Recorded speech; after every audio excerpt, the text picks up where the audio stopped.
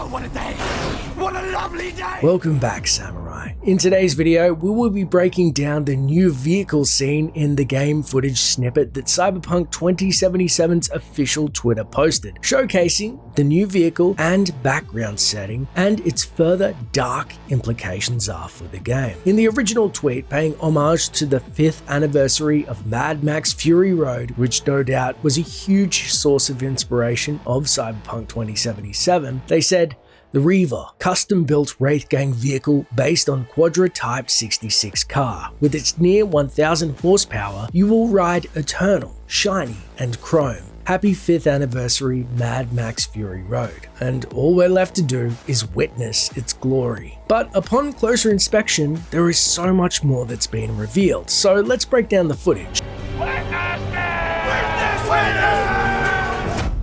First off, the car is the Reaver, and it's a custom-built drivable vehicle owned by the Wraiths gang. The Quadra Type 66 is the make and model and is produced by Quadra Manufacturers, which is a retro-styled sports automotive vehicles for the general public consumer base. Their slogan is, "Drive to the future through the past." And as a bit of trivia, the Type 66 shares many visual similarities to the Lancia Stratos from the 1970s and the new Stratos from 2010. Upon closer inspection, you can see the car has been further customized than a normal vehicle, with mounted headlights for bush bashing and other more durable looking light armor with cobbled together accessories. Looks like it's been taken from other vehicles or a chop shop. Plus, for eagle-eyed viewers, it seems there are various weapons mounted around the vehicle as the territory it traverses is a harsh terrain and treacherous at best, which can also be briefly seen in the background and brings us to the first time we've officially seen the Badlands. Now, the Badlands, much like California's own Badlands, are a desert biome outside of Night City and are an extremely hostile place, even if it wasn't a post-apocalyptic future. The flora is very minimal and so is the fauna, as it's mostly extinct. Coupled with the fact that the desert dwellers, expunged or outcasts of Night City, are no doubt light on food, meaning their desperation is compounded by the lack of noteworthy ability to trade or produce their own food, weapons,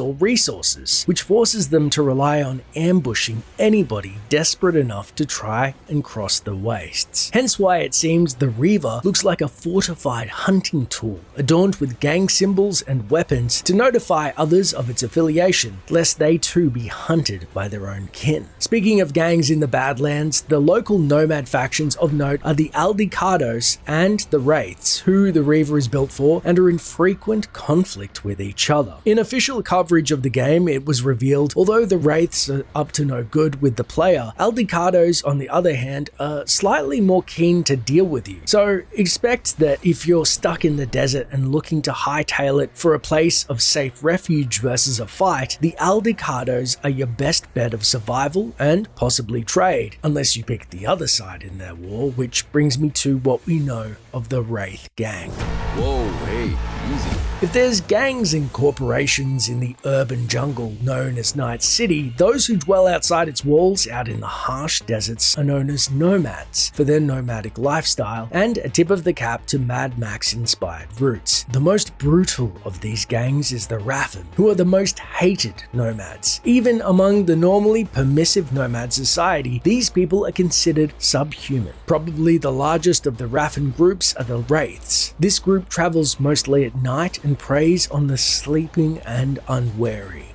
Raffen are indistinguishable in appearance from other boosters. They sport chromeware and are usually well armed and armored. Their vehicles appear more combat oriented than the average Nomad. Some are total cyber psychotics, and Dogkiller, the leader of the Wraiths, back in 2020 was rumored to wear clothing made of human skin. So they may even dabble in cannibalism. The Raffen culture is totally oppressive. Stronger members are physically abusive to weaker ones, sometimes for sport, and weaker members or hangers-on are called bitch, and sometimes are even traded like cattle. The Raffen are thoroughly repulsive to all but the most hardened cyberpunks. Nomads dispatch dog soldiers and war parties to eliminate them wherever they are encountered. Sneakily, the Raffen are sometimes cultivated by corporations themselves, were better peoples to use for your own nefarious deeds than somebody who seems like a mad dog and would never have the finger pointed back at yourself. They will do any job, no matter how dirty or heinous, and usually for a lower price than any other mercenary group. And of course, arranging meetings for negotiation and payment is still occasionally difficult. So with everything confirmed above, I believed the tweet has potentially also opened up a whole new world for the game of Cyberpunk 2077 in terms of the setting and the gameplay elements plus RPG story. So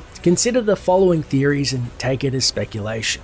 One aspect I like of Grand Theft Auto 5 and San Andreas was its willingness to showcase variety in landscape and biomes. Grand Theft Auto 5 perfectly complemented Michael's city life with Trevor's wacky desert adventures, and really, if you just wanted to let your hair down, blow some shit up, the city would no doubt draw more attention than its dusty counterpart. This effectively gives Cyberpunk a second game in itself, the city to explore the gangs, corpos, and inner workings, but the freedom to also stretch your legs and open up your supercharged car makes it look like a Mad Max game, or even in the vein of Rage 2 out in the desert, where you can embrace the open road and take a big fat dump on a few nomads in their shanty towns without anybody other than a few embittered nomads' own ilk taking exception to your wanton destruction in the lawless wastes.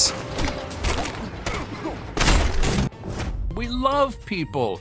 It's a shame when they slip out of our grubby little paws. There's also the thought that there may be cannibals in the wastes with their lack of food. There's nothing more unnerving than slavers and cannibals that always seem to pop up in post-apocalyptic worlds. That's part gruesome train wreck, part intrigue, but you can never look away. And although Dogkiller, the leader of the Wraiths back in 2020, who was again rumored to wear human skin, is no doubt long gone in 2077, the desert seems to lead to a more freedom for a much more depraved aspect of the game's story to be explored, as it is largely lawless. I think usually in shooters, cannibals or slavers are usually just that in name alone, and may run at you in a deranged manner, have some form of battle cry and seem heinous, but that's about it. It's superficial. Cyberpunk 2077, however, is no mere generic shooter. It's an RPG at its core that just so happens to have sweet shooting mechanics.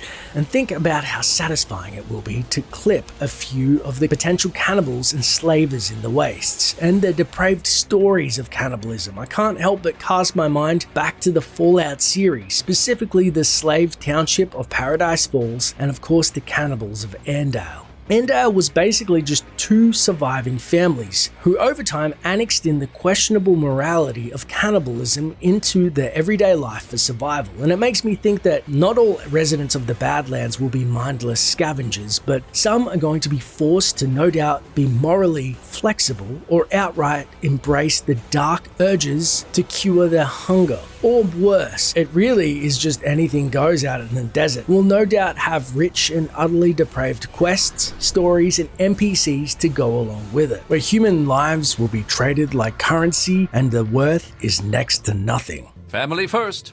And any man who says anything different is saying something wrong.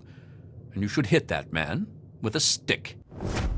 And maybe my speculation of the wastes is off, but the potential to explore is really there, and I would be remiss if I didn't at least mention multiplayer. Now, multiplayer is a huge way off for Cyberpunk. I think it's a few years. However, whenever I see side mission mods or content pop up on GTA 5, I can't help but notice that the open space of the wastes is taken advantage of, and at the very least, it's a boon for the developers and modders to explore for some of their game modes and perhaps, as I said, some of the more robust mods. But that's it for the video. What do you think? Are you excited for the Badlands and the Nomads and the Mad Max-esque portion of Cyberpunk 2077? Let me know in the comments below. Make sure to like and subscribe. I'm planning a lore play of Cyberpunk. We'll be covering the game in depth and more closer to launch. Until then, thanks for watching, and until next time, Traveler.